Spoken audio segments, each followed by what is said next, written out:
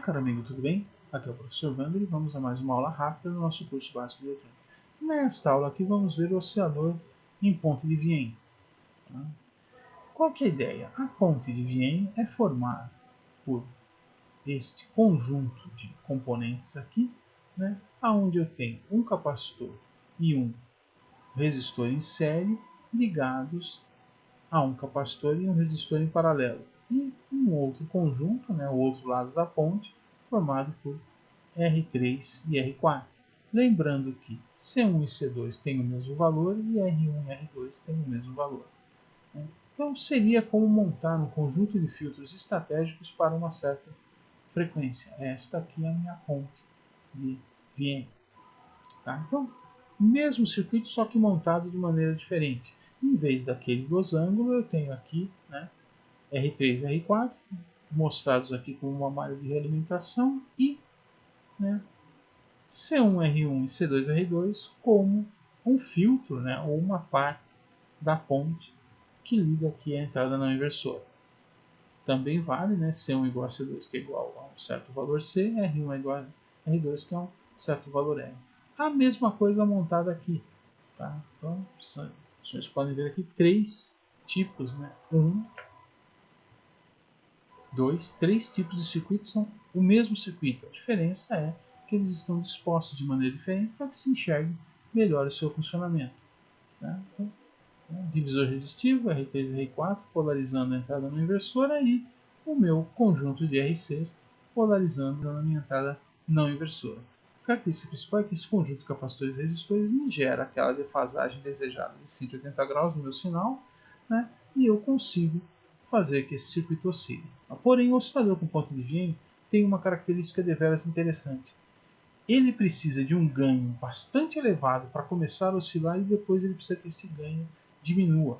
Então não basta montar apenas esse circuito, eu tenho que ter um elemento que me ajuste o ganho. Vamos ver isso daqui a pouco. Primeira coisa, olha lá.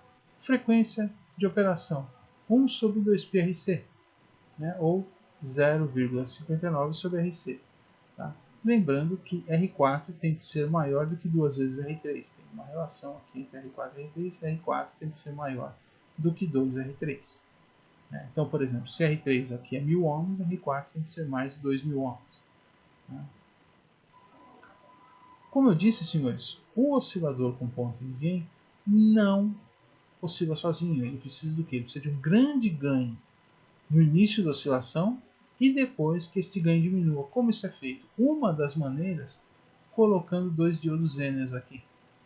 Tá? Então, esses diodos Zenners têm uma tensão mais baixa do que a alimentação do amplificador operacional. Por exemplo, se esse amplificador operacional for alimentado com mais 12 menos 12 volts, tipicamente o valor desses diodos Zenners aqui 5,6 volts. Por quê? Quando o meu sinal é fraquinho, meu sinal é pequeno, os diodos não conduzem. Então o meu ganho aqui é dado pela malha.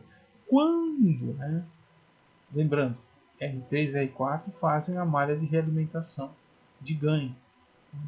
Quando o meu sinal começa a aumentar, o que acontece?